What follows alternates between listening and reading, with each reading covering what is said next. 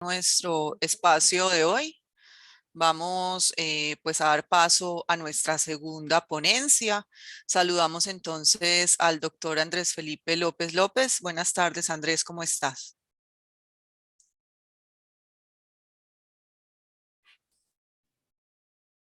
Buenas tardes, Verónica. ¿Me escuchas bien? Sí, te escucho bien, muchas gracias. Voy a entonces hacer la presentación de la hoja de vida para que comencemos. Muchas gracias. Bueno, Andrés Felipe López López es doctor en filosofía y postdoctorado de investigación en ciencias sociales. Es profesor de nuestra Universidad de San Buenaventura y de la Universidad Pontificia Bolivariana. Ganador del primer concurso de ensayo Fray Roger Bacon con el trabajo titulado The Ancient of Days de William Blake. Autor de 10 obras de ensayo o de libros académicos de investigación. Los dos más recientes, Investigación Universal, Edmund Husserl y Kurt Gödel, en Colombia, y El hombre que creía demasiado, Francisco de Asís, en Chesterton, México. En poesía, autor del Vestigio de tu sangre, Persigo entre la hierba, Colombia, Del amor a ti y a otros asuntos, Argentina, y Arde, vida poetizada, en Colombia. Es editor académico, coordinador de 6 obras colaborativas de varios autores, las 3 más recientes, Estudios de Estética en Filosofía y Literatura, de la Baja Edad Media, los casos de Buenaventura de Bagnorello y Dante Alighieri. Matesis y Logoi, contribuciones a la filosofía de la lógica y la filosofía de la matemática, y Dante Alighieri, 700 años de gloria. Profesor Andrés Felipe, muchas gracias pues por aceptar esta invitación y bueno, tiene usted la palabra. Gracias, Verónica. Buenas tardes a todos. Un cordial saludo. Espero se encuentren bien. Bueno, yo voy a compartir con ustedes eh, algunos apuntes o algunas líneas de resultados de investigación. He titulado a la exposición Francisco de Asís en la literatura, algunos ejemplos. No son todos, por eso el algunos, y no son todos pues porque no podríamos abarcarlos en una presentación corta de apenas una hora o de una hora y media. De hecho, ni siquiera los ejemplos que voy a comunicar a continuación podríamos abarcarlos todos, pero al menos pues quedarán enunciados. Como decía, voy a compartir con ustedes resultados de investigación, pero uno de los campos de investigación que más me apasionan es la literatura y muy concretamente la literatura comparada como campo de investigación y como método de investigación a su vez. Y digamos que una de las consignas o una de las intenciones hacia las cuales he dirigido las energías del investigador ha sido encontrar la figura de Francisco de Asís en obras de grandes maestros de la literatura universal. Y las sorpresas han sido muchas y han sido muy bellas. Voy a compartir entonces algunas líneas, insisto mucho en esto porque en una corta presentación pues no es suficiente para poder exponer todo lo que se podría decir del tema.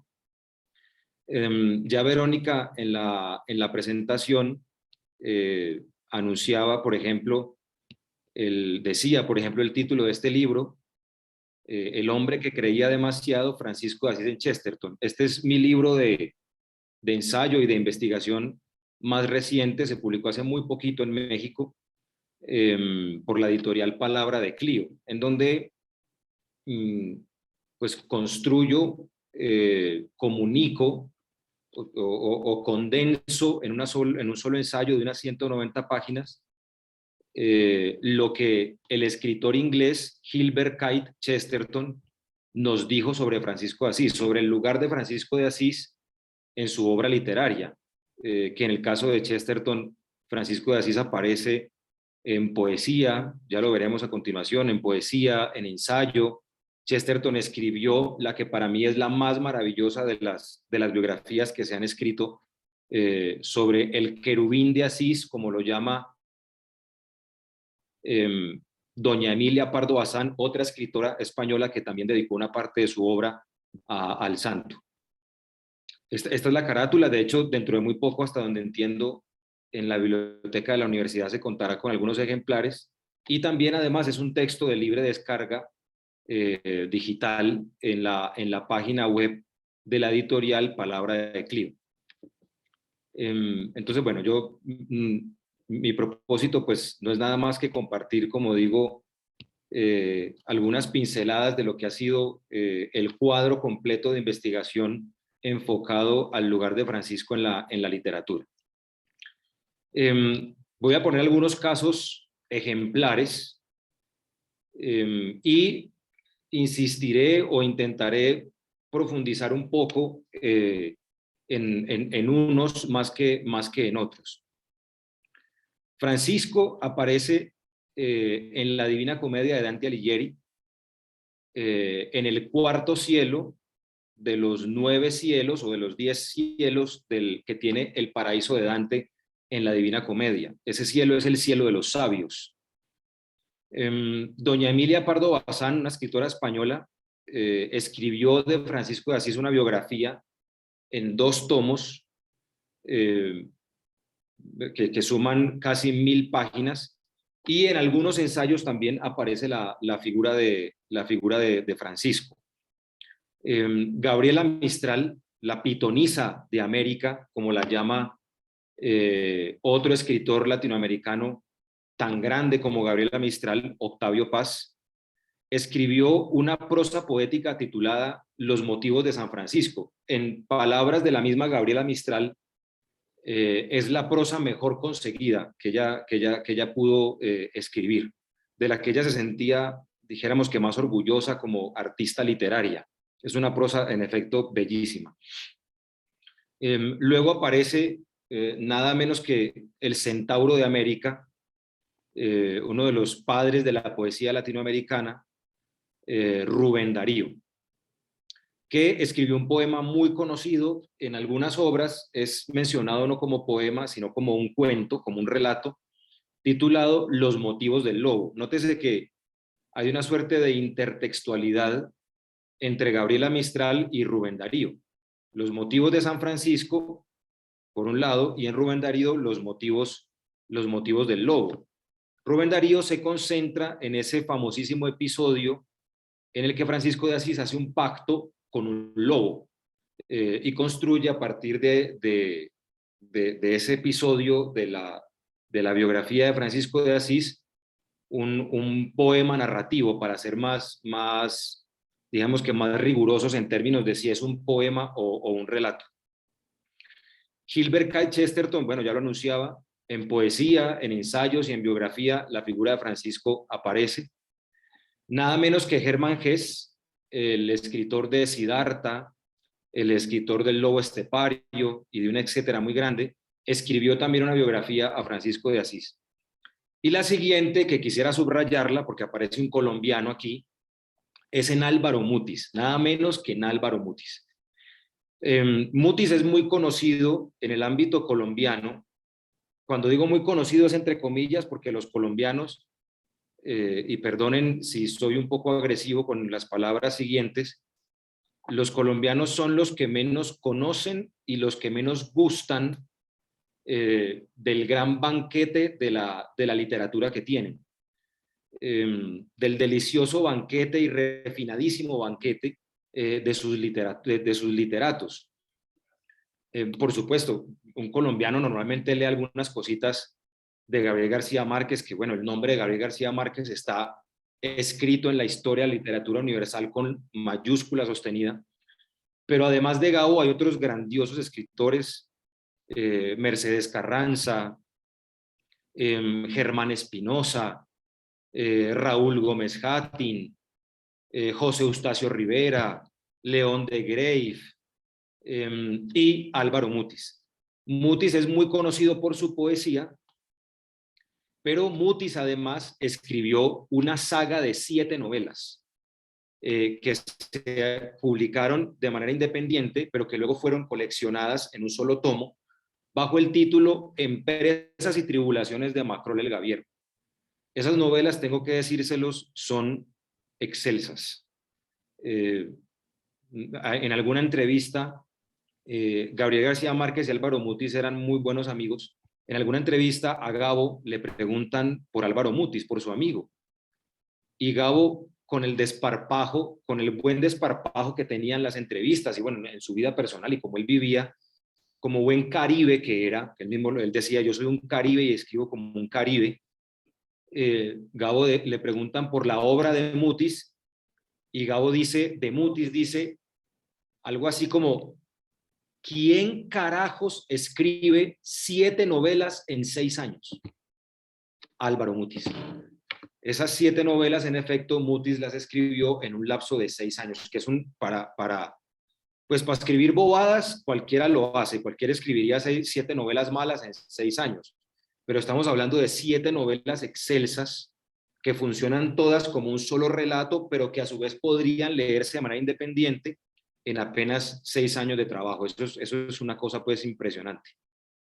En una de esas novelas, en la tercera de la saga de 7 novelas, que se titula Un bel morir, un buen morir traduce, Macrol aparece.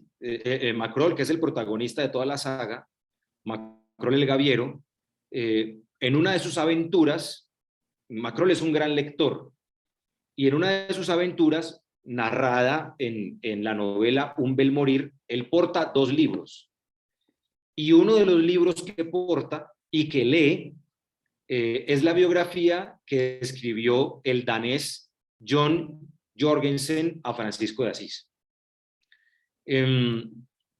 Ahora, antes de continuar, estos son, digamos que los ejemplos que traigo, hay muchos más, pero estos son los ejemplos un poco más, bueno, un poco más no, son los que he elegido para esta exposición.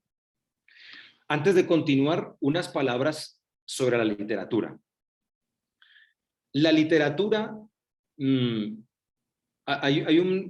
literatura no es nunca un mero ornato o un mero adorno del lenguaje. La literatura, la función de la literatura, la novela, el cuento, la poesía, el ensayo literario, la obra de teatro, la comedia, el drama, la epopeya, la tragedia, etcétera, la biografía, el texto periodístico. La función de la literatura no es decir cosas bonitas. La función de la literatura no es embellecer el lenguaje. La función de la literatura es la misma de la ciencia. La diferencia entre la ciencia, comprender el mundo es su consigna, y la literatura es que una y otra están armadas de diferentes instrumentos, pero su destino, su misterio es común. Sus preguntas son comunes. El hombre, el mundo, el universo, la realidad, el sufrimiento, el dolor, la pena, el amor, la solidaridad, las naciones, la historia, etcétera. El movimiento, la materia. Sus objetivos son comunes, pero la ciencia está armada del instrumento lógico y metodológico, y la literatura, la poesía, la literatura y por extensión todo el sistema de las artes, la pictórica, la plástica, la escenografía, el teatro, el cine, etcétera. Las artes están armadas del instrumento simbólico y estético. Saint John Peirce, un premio Nobel de literatura francés, en su discurso de recepción del premio Nobel de literatura, hace una imagen muy bella, dice que la ciencia y la poesía, y con la poesía todas las artes, porque la palabra poesía significa creación, la ciencia y la poesía son 2 ciegos que provienen de la misma noche. Los dos vienen de la misma noche, de la misma oscuridad. Es la oscuridad de la ignorancia. Es la oscuridad del enigma. Es la oscuridad de las preguntas. Es la oscuridad de no saber. Son dos ciegos que vienen de la misma noche, vienen de la misma oscuridad y van por el mundo a tientas, van tocando el mundo, separados, van por el mundo a tientas. Su misterio, su destino en los laberintos del mundo es encontrarse.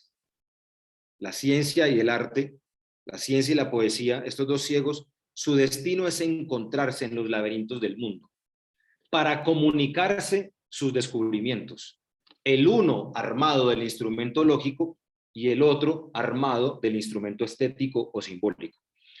En esa medida, por ejemplo, el Macondo de Gabriel García Márquez, desde la hojarasca, pasando por El coronel no tiene quien le escriba, pasando por La mala hora, hasta llegar a 100 años de soledad, el Macondo de Gabo no es un espacio físico, sino que es un espacio topológico, o sea, es un espacio de espacios. Macondo es cualquier lugar de la Tierra. En esa medida, los personajes de Gabriel García Márquez, los amores de Florentino Ariza y Fermina Daza en El amor en los tiempos del cólera, o para dar un salto a Shakespeare, los amores de Marco Antonio y Cleopatra, los amores de Romeo y Julieta,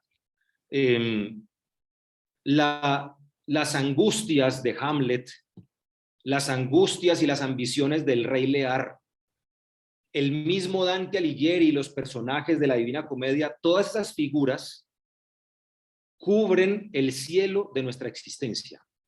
Ellos son nosotros. Ellos son aspectos de nuestra vida. Ellos son aspectos de nuestra historia. Ellos son aspectos de nuestra psicología. Irene Vallejo, la autora española de uno de los libros más aclamados que se han escrito en los últimos 3 años, habló de El infinito en un junco, la invención de los libros en el mundo antiguo. Es un libro maravilloso, es una delicia. Irene Vallejo, ella le gusta decir que alguien ha hablado de nosotros antes de que nosotros naciéramos. Es decir, Homero, cuando escribió la Ilíada y la Odisea, habló de nosotros antes de que nosotros naciéramos. En Aquiles, en Héctor, en Príamo. Es decir, que Shakespeare habló de cada uno de nosotros antes de que nosotros naciéramos. El amor enfermizo de un Marco Antonio y Cleopatra es nuestro propio amor. Los infiernos, purgatorios y paraíso de Dante en la Divina Comedia no son el infierno, el purgatorio y el paraíso teológico, sino que son los infiernos, los purgatorios y los paraísos por los que cada uno de nosotros atraviesa en esta existencia misma temporal. Quería dar esta nota que es necesaria porque alguien podría pensar, espero que no, pero alguien podría pensar, pero de hecho uno escucha mucho la expresión, pero es que eso es literatura, o sea, como diciendo, eso es ficción. La literatura y el arte no son ficción por la ficción. El arte, la función del arte es a través de signos y de símbolos comprender la humanidad y comprender el mundo.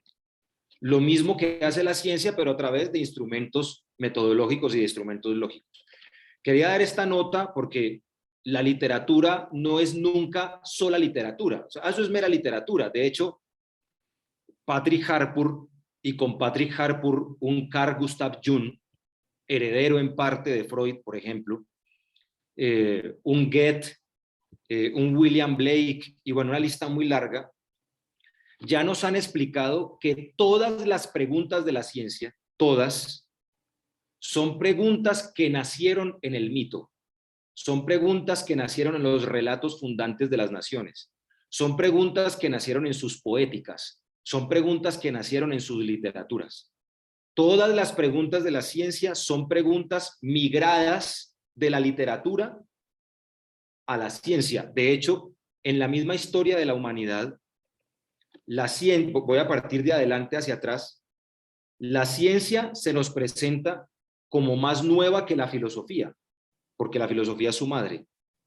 Y la filosofía se nos presenta como más nueva que la literatura, porque la literatura es su madre.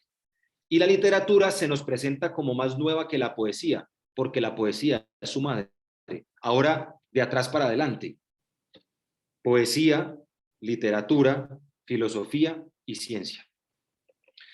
Dicho esto, entonces arrojo la pregunta que orienta la exposición. Mi idea es, de acuerdo al tiempo que Edgar, Luis Fernando y Verónica muy gentilmente han dado para esta presentación, mi idea es hacer una exposición más o menos hasta las 4:30, 4:40 y luego abrir un pequeño espacio, así sea de 20, 25 minutos, para hacer un diálogo, preguntas o semblanzas o sensaciones a partir de la exposición.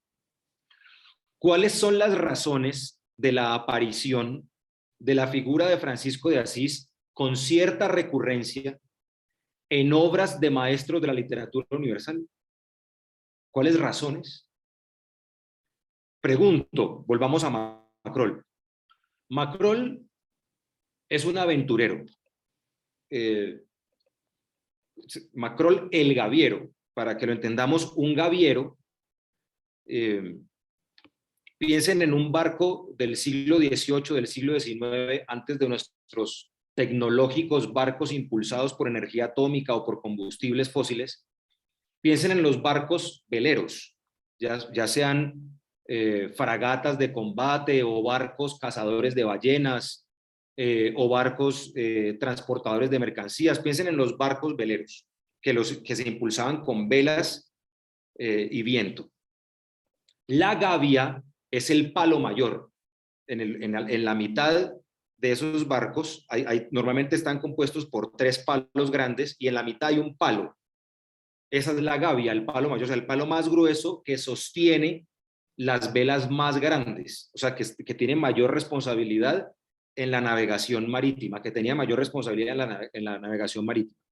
El gaviero es el que se sube a la gavia, es decir, al palo mayor es el centinel del palo mayor. Entonces, si era un barco ballenero, por ejemplo, y estaba arriba, en la parte más alta del palo mayor, de la gavia, el gaviero era el que veía las ballenas y gritaba ¡ballena!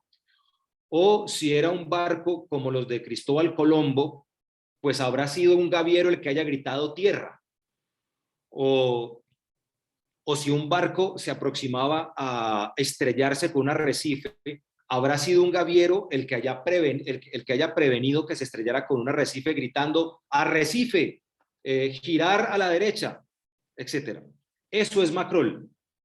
Macrol es un aventurero, un marinero, pero con una característica. Todas las aventuras de Macrol, todas las empresas que Macrol emprende, desde la primera, que se titula La nieve del almirante, hasta la última, en las 7 novelas, cada una de las 7 novelas de Álvaro Mutis narra una historia de Macrol. Macrol es un aventurero sin remedio, o sea, es como si además de haber elegido ser un aventurero, la vida lo condenara a vivir más y más aventuras, más y más viajes. Pero todas las aventuras a Macrol le salen mal, todas, no hay una que le salga bien. Entonces lo contratan, por ejemplo, para subir mercancía desde un puerto hasta lo más alto de una cordillera y se ve envuelto, por ejemplo, en un fuego cruzado entre el ejército y los guerrilleros y casi lo matan. Los amores le salen mal, ama a una mujer, a otra mujer y a otra mujer y terminan muertas. Todas las aventuras se terminan convirtiendo en tribulaciones. Y sin embargo, él sigue. Sin embargo, él sigue existiendo. Entonces, preguntémonos esta pregunta, lancémosela a Macrol, lancémosela a Álvaro Mutis. No tenemos a Álvaro Mutis vivo para que nos la responda. ¿Cuáles son las razones de la aparición de la figura de Francisco de Asís con cierta recurrencia en obras de maestros de la literatura? Es decir, ¿qué hace Macrol, un aventurero sin remedio, leyendo en una de sus aventuras una biografía de Francisco de Asís? O sea, indexemos la pregunta. Esto que estoy haciendo, les decía al principio de la presentación, que uno de mis campos de investigación en la literatura es la literatura comparada, como campo mismo y como método de investigación. Ya esto mismo que estoy haciendo ahora es eso, es literatura comparada. El ejercicio mismo es de literatura comparada. ¿Por qué en la Divina Comedia, vamos a lanzar las preguntas, por qué en la Divina Comedia Dante aparece, Francisco de Asís aparece en el cielo de los sabios, al lado de Domingo, el fundador de los dominicos, y al lado de Tomás de Aquino, y al lado de San Buenaventura? ¿Por qué aparece allí? Porque podrían aparecer otros. Y aquí hay una cuestión, colegas. Pues los nombres que están escritos acá, Dante Alighieri, Emilia Pardo Bazán, Gabriela Mistral, Rubén Darío, Chesterton, Germán Gess, Álvaro Mutis, estos no son literatos de medio pelo, son genios de la literatura. Y en las obras de un genio de la literatura, como del arte, en la obra de un Rafael, en la obra de un Miguel Ángel, en la obra de un Leonardo da Vinci, en la obra de un Pedro Pablo Rubens, etcétera, etcétera, en la obra de un genio, les puedo asegurar que es muy difícil, si no imposible, encontrar un elemento azaroso. O sea, las cosas no están puestas ahí porque es una ocurrencia, porque es una mera ocurrencia. No, no, no. En la obra de un verdadero artista, de un verdadero científico, las cosas están puestas con intencionalidad de autor. O sea, se ha pensado mucho tiempo, se ha hecho mucha investigación para colocar las cosas en su lugar. Entonces, si Francisco de Asís aparece en el poema narrativo más importante de todos los tiempos, en el libro que por excelencia, junto con el Quijote, es nombrado como el ejemplo de lo que es una obra universal, la Divina Comedia y el Quijote de Cervantes, si Francisco de Asís aparece en el cuarto cielo, que es el cielo de los sabios, es por una razón. Ahora, una biografía en 2 tomos de Francisco y ensayos. Lo mismo, le hacemos la pregunta, ¿por qué Gabriela Mistral escribió esa prosa poética? No es solo antojo, sino que hay cosas que los han movido a ello. Rubén Darío, ¿por qué eligió la escena en el que Francisco hace un pacto con el lobo y habla con el lobo como se hace en una fábula? Y el lobo le responde, ¿qué significa ese lobo? ¿Qué significa Francisco? Una pluma como la de Chesterton, del que hasta donde yo sé, Jorge Luis Borges, quizás el máximo escritor que ha dado América Latina, solamente hasta donde yo sé, se refirió una vez a otro escritor como mi maestro. Solamente le dio ese título a una persona y se la dio a Chesterton. Cuando Borges se refiere a Chesterton, dice mi maestro Chesterton, que a su vez fue maestro de Julio Cortázar, que a su vez fue maestro de Alfonso Reyes, un gran escritor y ensayista mexicano. En la obra de Chesterton, El esgrimista de la palabra, que su obra es una delicia, es el ejemplo, dice Borges que la obra de Chesterton es el ejemplo de la sanidad literaria. No hay una sola página, dice Borges de Chesterton, no hay una sola página de Chesterton que no albergue una felicidad. Borges dice, acabo de recordarlo, una cosa maravillosa, dice que él cree que él cree que una de las formas de la felicidad es la lectura. Este humilde servidor lo cree también con Borges. Borges se une, yo me uno con Borges, aunque yo soy nadie pues al lado de Borges, me uno a Borges, a Julio Cortázar, a Gabriel García Márquez, que creían ello, que la lectura es una de las formas de la felicidad. Borges en algún momento escribe, si la lectura es una de las formas de la felicidad, las horas más felices de mi vida las he pasado leyendo a Chesterton. Claro, porque es que la obra de Chesterton es maravillosa. Bueno, una pluma tan refinada como la de Chesterton, la aparición quizás más recurrente de todas, de Francisco de Asís, entre todos los anteriores, y comparado con Germán Gess y con Álvaro Mutis, esa aparición tiene alguna razón. Germán Gess escribe una biografía del loco de Asís, lo llama Germán Gess. Muy bien, para responder estas preguntas, esta pregunta que se deriva o se divide en estas preguntas lanzadas, ya particularmente algunas obras, les propongo leer justamente el poema, pues una conferencia sobre literatura sin lectura, es una conferencia o una charla, o una exposición, como la queramos llamar, sería una charla muy pobre. Vamos a leer, yo transcribo acá en mi libro El hombre que creía demasiado, Francisco de Asís en Chesterton, transcribo el poema de Chesterton a Francisco de Asís, pues porque justamente en el primer capítulo, que los invito humildemente a leerlo, el libro, el primer capítulo del libro consta de una literatura comparada entre el poema de Chesterton a Francisco de Asís y el poema Los motivos del lobo de Rubén Darío. Entonces vamos a leer el poema. Piensen en las preguntas que acabo de lanzar y leamos este poema con la clave de esas preguntas. Es decir, como si el poema fuera ya la respuesta o al menos una introducción a la respuesta. Están viendo mi pantalla, ¿cierto? Así es. Correcto. Ok. Dice Andrés Felipe. Dice el poema. Dice Chesterton en el poema a Francisco de Asís. En antiguas épocas cristianas, mientras maravillaba una fe soñadora que permanecía como el encanto místico de la estrella de Belén, vivió un monje que amaba las gaviotas que revoloteaban en su capilla y que amó también al perro callejero y a las flores del baldío que a su hábito rozaban. Me voy a permitir en algunos momentos subrayar algunas líneas como para dar algunas claves con respecto a las preguntas que lanzamos atrás.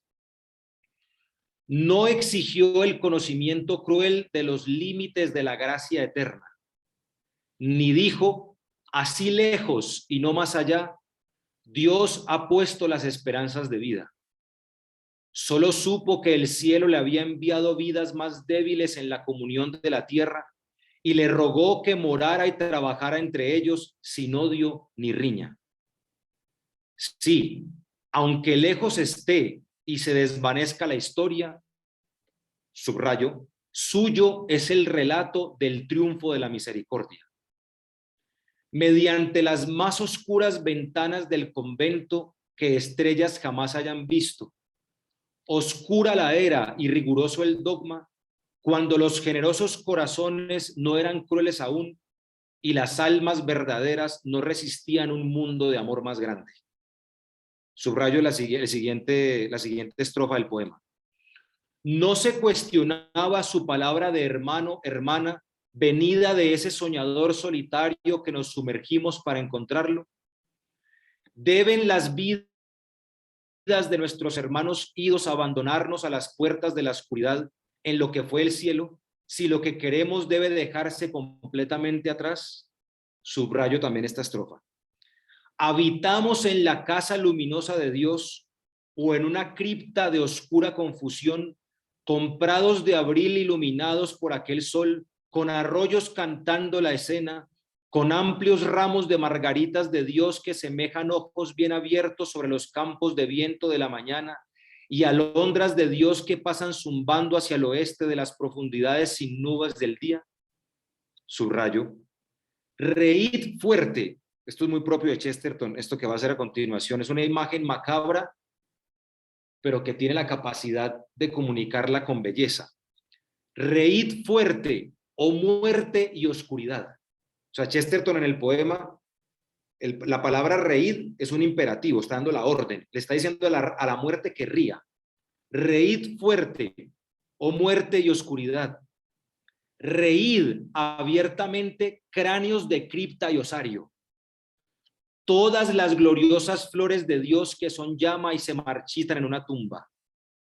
Místicos bosques y lozanías aureoladas, pájaros espíritu y duendes lagarto, todo ese mundo encantado desciende deslizándose oscuramente hacia su juicio.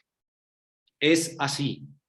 La mitad de la naturaleza sumida bajo el aliento de la ruina, por fin aplasta la muerte a un vencedor en las vidas que también amamos. Tomemos también el caos devorador. Escondámonos de la vasta injusticia. Polvo por polvo debe ser por siempre nuestro, junto con el mundo que habitamos. Mientras el rubor de parecerse al abominable mal y su violencia surge en medio de nuestros hermanos humanos, entre el desvalido y el débil, los latidos de nuestro ser, aunque más débiles, Bajo los ciclos de la creación marchitan las polillas nocturnas y al retorcido gusano. Las cosas del campo y el bosque, ojos de ternura y confianza, nos parecen un vínculo que nos une, como cuando viajamos codo a codo, aunque debamos rechazar ciegamente la hermandad de la naturaleza y debamos romper las ataduras de parentesco en la locura de nuestro orgullo. No debemos esperar que esté con nosotros, noble, amplio, indefinido. Esta podría estar escrita en mayúscula sostenida. Esta línea que sigue es muy buena parte de la respuesta a esas preguntas. Es decir, ¿por qué Álvaro Mutis, Germán Gess y el etcétera, dentro de sus obras, convirtieron a Francisco de Asís en tema?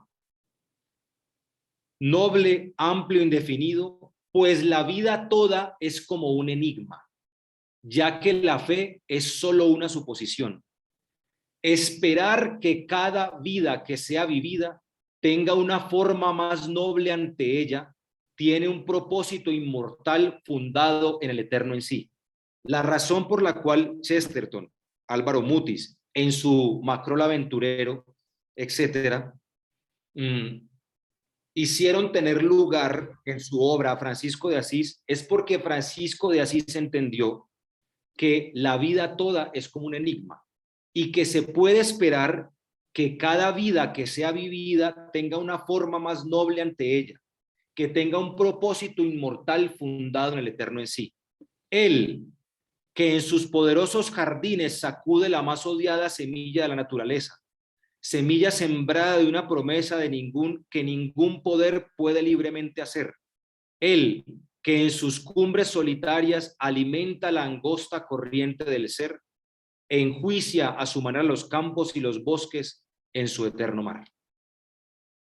Y aquí un pedacito para terminar y darle espacio a ustedes, un pedacito de la novela de Álvaro Mutis, en donde justamente aparece Macrol con su lectura de la vida de San Francisco de Asís de Jorgensen. Dice el pedacito, es este que aquí voy a subrayarlo. En una de las apariciones. Esta es letra de Álvaro Mutis. Macrol había traído la vida de San Francisco de Asís de Jorgensen. Solía leerla abriendo el libro al azar. El Suro, un personaje de Un bel morir, de la tercera de las novelas, el Suro se mostró intrigado con la, para él, inusitada costumbre y le preguntó: ¿está rezando? ¿No que estaba tan cansado? Responde el gaviero: no consigo dormir si no leo un poco, le contestó el gaviero, divertido con la ingenuidad de su compañero de viaje. No estoy rezando. No creo que sea para tanto, ¿no? Leo, sí, la vida de un santo que amaba mucho los animales, el monte, el sol, las quebradas y a la gente pobre. Era de familia muy rica y, en el físico, se debió parecer un poco a ti. Dejó todo para entregarse a lo que quería y ofrecerle a Dios ese amor por todo lo que había creado. Macrol se dio cuenta que la explicación era tan insuficiente y fragmentaria que arriesgaba dejar en el Suro una idea injusta del poverelo de Francisco, por trunca y superficial. La respuesta del Suro lo tranquilizó. Claro, si le gustaban los animales y el monte y el sol, la plata le salía sobrando. Seguro que hasta acabó haciendo milagros. Dios debía querer ayudarlo. Sí, repuso el gaviero, a quien maravilló la espontánea lucidez del muchacho. Hizo muchos y muy admirables. Ya te los contaré otro día, vamos a dormir. En conclusión, la vida toda es como un enigma. Decía que es una clave para responder la pregunta. Hay una coincidencia entre Álvaro Mutis, Chesterton, Rubén Darío y Germán Gess, sobre todo en ellos cuatro. Los cuatro eran amantes de las paradojas. ¿Qué es una paradoja? Una paradoja no es una contradicción. Una paradoja es más grande que una contradicción. Una paradoja envuelve contradicciones. Paradojas hay en lógica, en matemática, en economía, en antropología, en física, en cosmología, etc. Pero parece ser que la más difícil de las paradojas a resolver somos nosotros mismos. La vida toda es como un enigma. El ser humano mismo, él es una paradoja. ¿Por qué? Porque cada uno de nosotros y el género humano tomado universalmente es capaz de los frescos de Rafael, es capaz de los frescos de Miguel Ángel, es capaz de escribir los poemas que escribió Pablo Neruda, pero cada uno de nosotros y la misma humanidad tomada universalmente también es capaz de hacer armas de destrucción masiva. También es capaz de redactar leyes injustas. También es capaz de arrasar con una población completa para pasar por el territorio de esa población un oleoducto. Dice Fyodor Dostoyevsky en Los Hermanos Karamazov que ante el ser humano siempre aparecen dos abismos, dos infinitos. El infinito de lo alto, el infinito de las cosas más excelsas, más bellas y más sublimes, y el infinito abismo de las cosas más podridas y de las peores cosas que podemos llegar a ser. El apetito de un Mutis, de un Chesterton, de un Germán Hesse, en la paradoja que es el ser humano, que es el ángel y el diablo a la vez, no es el ángel o el diablo, sino que es el ángel y el diablo a la vez, que es el genio y el idiota a la vez, que es maravilloso y mostrenco a la vez. El apetito de Germán Hesse, de Chesterton, de Álvaro Mutis, etcétera, por la paradoja de la humanidad, encontró en la figura histórica de Francisco de Asís una solución, o al menos una forma de abordar el sentido de la paradoja humana. De ahí el episodio del poema de Rubén Darío, de ahí el episodio que Rubén Darío elige para su poema. Francisco de Asís y el lobo, con el que Francisco hace un pacto para que deje de devorar hombres y deje de devorar corderos. Lo que Rubén Darío nos está diciendo es que cada uno de nosotros es Francisco de Asís y el lobo. Ya hemos leído, ya habrán escuchado ustedes la expresión de Thomas Hobbes: el lobo, el hombre, es un lobo para el hombre. Es decir, el hombre es un depredador del mismo hombre. Lo que Rubén Darío nos enseña, lo que Chesterton nos enseña, lo que Álvaro Mutis nos enseña, también Dante, también Gabriela Mistral, etcétera, con la figura de Francisco de Asís en su literatura, es algo antropológico. Lo que nos quiere decir es que en cada uno de nosotros hay un Francisco de Asís. Es decir, alguien que es capaz de llevar el amor a sus extremos, a sus demasías, pero que también habita en nosotros el lobo de Gubbio, el lobo con el que Francisco hizo el pacto. Muy bien, dejo hasta aquí la exposición. Lamento si quedan muchas cosas abiertas, pero el tiempo pues es muy escaso. Yo, como lo dije desde el principio, solamente doy como unas pinceladas de lo que han sido como resultados de investigación. Espero no haber sido menor a la, digamos que a los deseos y a las, más que a los deseos, a las necesidades del diplomado en identidad. Muchas gracias y abro el espacio pues para que podamos establecer un diálogo. Los invito a que sean totalmente libres para el diálogo. Si tienen preguntas o quieren subrayar algo, no hay ningún problema. Entablamos un diálogo sólido. Adelante.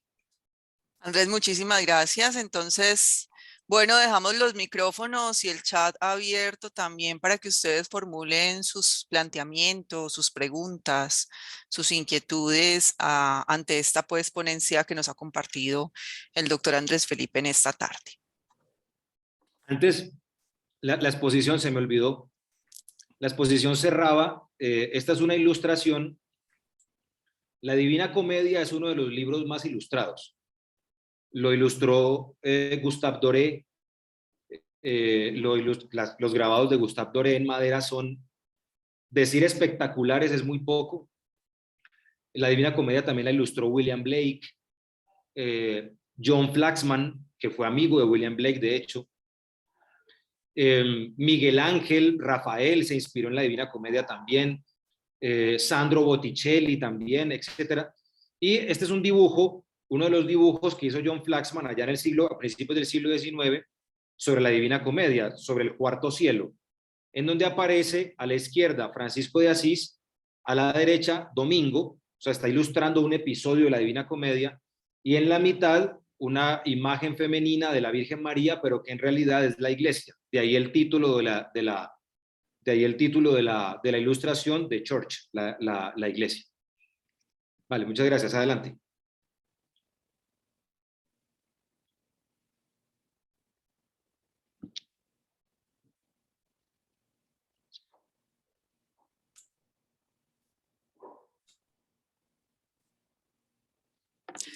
Bueno, profesores, estamos A ver, atentos a sus dudas, aportes.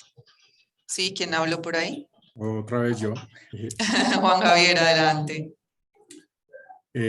No, pues después de este abrebocas, además con esa elocuencia que antoja, que despierta el deseo de saber más acerca de Francisco y de quienes lo citan o quienes lo involucran en su obra y quienes, supongo, concluyo que lo admiran. Pues genera obviamente un deseo en mí y espero que en muchos de indagar más acerca de este personaje que sin duda pues generó un grandísimo impacto. Me confieso desconocedor en gran medida de la vida y obra de San Francisco, pero me parece muy chévere y agradezco la intervención del profe precisamente para eso, para generar ese interés ese deseo y por qué no admiración, curiosidad, llamémoslo chisme si queremos. ¿Quién fue este tipo que logró, tal vez no conscientemente, tal vez no intencionalmente, pero que sin duda dejó una huella bastante notoria? Entonces, muchas gracias y bacano. Es decir, agradezco mucho este espacio. Gracias, Juan Javier Cardona.